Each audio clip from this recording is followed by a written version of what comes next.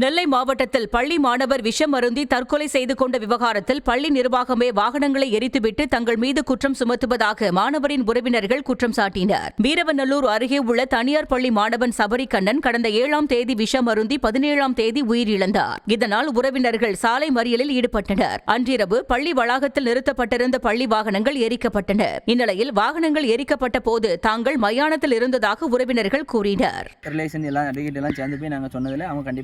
விசாரித்து கண்டிப்பாக நடவடிக்கை எடுப்போம் அப்படிங்கிற மாதிரி அவங்க எங்களுக்கு உத்தரவாதம் கொடுத்தோன்னே நாங்கள் பாடி எடுத்துகிட்டு நாங்கள் அடக்கம் பண்ணதுக்கு வந்துவிட்டோம். அதாவது இது நடந்து 10-10:30 மணிக்கு அங்கே நடந்திருக்கு. நாங்கள் எல்லாம் எடுத்து எங்கள் ரிலேஷன் எல்லாருமே வந்து இங்கே தான் மயானத்தில் வந்து நாங்கள் அடக்கம் பண்ணிக்கிட்டு இருக்கோம். அடக்கம் பண்ணி எல்லாம் ஏற்பாடு பண்ணிக்கிட்டு இருக்கோம்.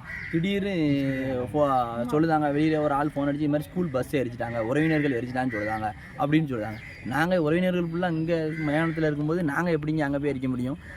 அதுதால இன்னொன்று என்னென்னா, அந்த ஸ்கூலுக்கு வந்து முழுக்க போலீஸ் ப்ரொடெக்ஷன் ஏன்தான் அவன் மறந்து குடித்த நாள்லேருந்து இன்ன வரைக்கும் போலீஸ் 2 கேட்லேயும் பாதுகாப்பு போட்டிருக்காங்க. அடுத்தால சிசிடிவி கேமரா வச்சுருக்காங்க. எல்லா பக்கமும் ஸ்கூலில் சிசிடிவி கேமரா இல்லாத இடமே கிடையாது, கேமரா வச்சுருக்காங்க.